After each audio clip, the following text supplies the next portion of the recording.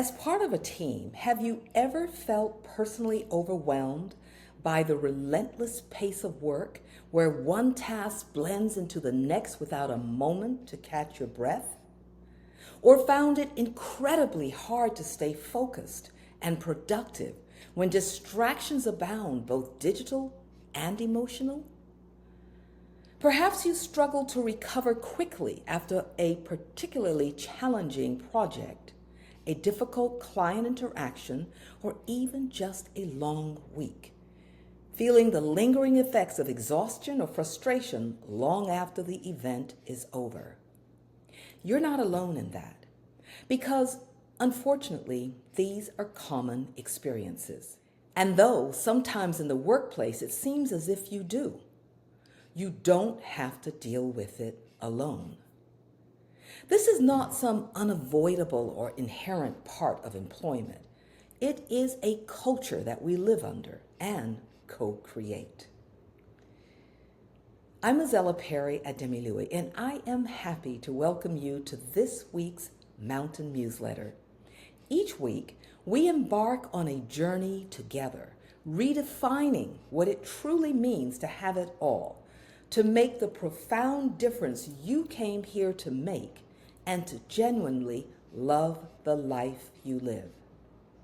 Today, we're tackling a pervasive, often silently destructive challenge facing organizations of all sizes. There are many ways of describing the issue and many ways that it presents itself. But today, I'm going to talk about it as loneliness, the feeling of being alone in something. So let's go back to thinking about your own experience, that moment when you are personally overwhelmed and have nowhere to turn. At that moment, it may seem like you are the only one. It often does, right? But I bet that you are not.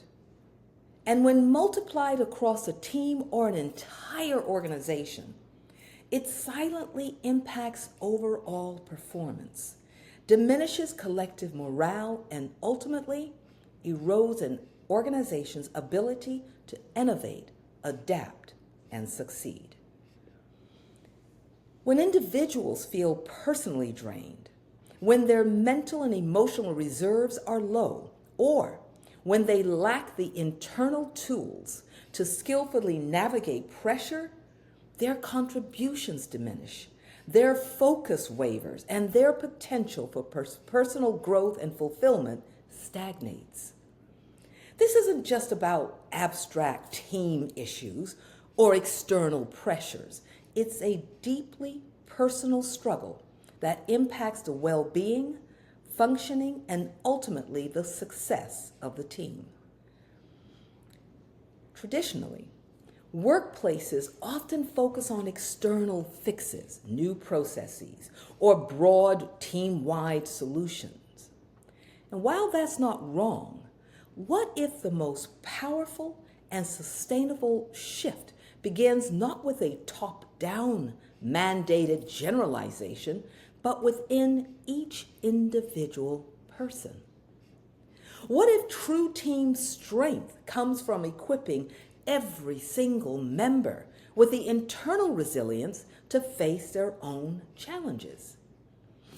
How do we empower each individual to fix themselves, to cultivate their own inner resources, and in doing so, not just survive, but truly flourish? And here's where the leader steps in. How can a true leader, in their wisdom and experience, facilitate this process? How can they lead their team members to find their own inner watering holes of strength and calm?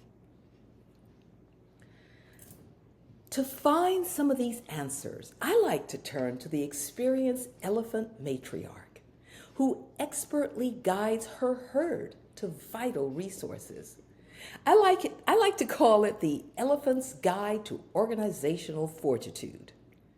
Elephants, with their profound familial bonds, their matriarchal societies, and their incredible capacity for collective memory offer powerful insights into how to build resilient, connected, and intelligent herds within your own organization. They demonstrate how wisdom once gained can be shared and preserved across generations, ensuring the survival and prosperity of the entire group. Elephants, I love it. After all, if anyone knows how to keep their herd together and remember where the snacks are, it's an elephant. Have you ever noticed erosion of vital institutional knowledge and the weakening of team cohesion experienced when leaders or key members decide to move on, leaving you less prepared for what lies ahead? When knowledge of invaluable client relationships, strategic insights gleaned from decades of experience, nuanced unspoken best practices, deep understanding of organizational politics, or even the unwritten history of past projects walks right out the door with a seasoned team member, it's more than just an inconvenience. It's like trying to navigate a complex, uncharted trail with only one individual and outdated maps. This tacit knowledge, gained only through experience and interaction, is the very bedrock of a high-performing organization, and its loss can create significant strategic gaps. And it seems to be happening more and more often. From the recently experienced Great Resignation to an aging workforce, diminishing job loyalty, and an incoming workforce culture that often values balance over status and value over volume. Business as usual today is a dynamic environment that demands an organizational structure that is inherently flexible, resilient, and deeply collaborative. Qualities that many traditional rigid models simply weren't built for. These older models, designed for stability and control, often struggle to adapt to the speed and complexity of modern business, leading to bottlenecks, miscommunications, and missed opportunities. It often leaves knowledge siloed, separated by team members that are, on some level, in competition with each other for resources. Perhaps you've struggled to onboard new team members quickly enough, not because of a lack of manuals, but because the unspoken rules of the team, the unique culture, the crucial social dynamics were so hard to articulate, let alone instill. This struggle is a direct consequence of a reliance on centralized knowledge and insufficient investment in the broader team's collective intelligence and emotional connectivity. The problem isn't just about losing a person, it's about losing a piece of the organizational brain and the emotional glue that holds the team together. This brings us to the profound importance of team building. And here, I'm not just talking about annual off-site events or a few icebreakers, though those can be fun. I'm actually referring to the deliberate, ongoing cultivation of a team that functions as a truly cohesive unit, where each member understands their vital role and trusts their fellow climbers on the journey. A strong team isn't just a collection of individuals with complementary skills. It's a living, breathing organism with shared purpose, mutual respect, and a collective intelligence that far exceeds the sum of its parts. True team building involves fostering an environment of psychological safety, where members feel secure enough to take risks, ask for help, challenge ideas constructively, and even admit mistakes without fear of judgment. This safety is the bedrock upon which genuine collaboration and effective knowledge transfer are built. Without it, individuals might hoard knowledge as a form of power or self-preservation, undermining the very collective strength needed to climb the mountain. At the heart of building such resilient and cohesive teams lies the importance of self-knowledge and emotional intelligence in leadership. Leaders are the emotional compass of any team. And just as a seasoned mountaineer understands their own limits, strengths, and fears before leading a climb, effective leaders must possess deep self-awareness. Self-knowledge in a leader means understanding their own motivations, biases, communication styles, and triggers. It means recognizing how their own emotional state impacts the team. Without this inner clarity, a leader might inadvertently create an environment of anxiety, confusion, or mistrust. Conversely, a leader with strong self-knowledge can intentionally cultivate a calm, confident, and empowering presence, even amidst external storms. Building on self-knowledge, emotional intelligence becomes the external manifestation of that internal awareness.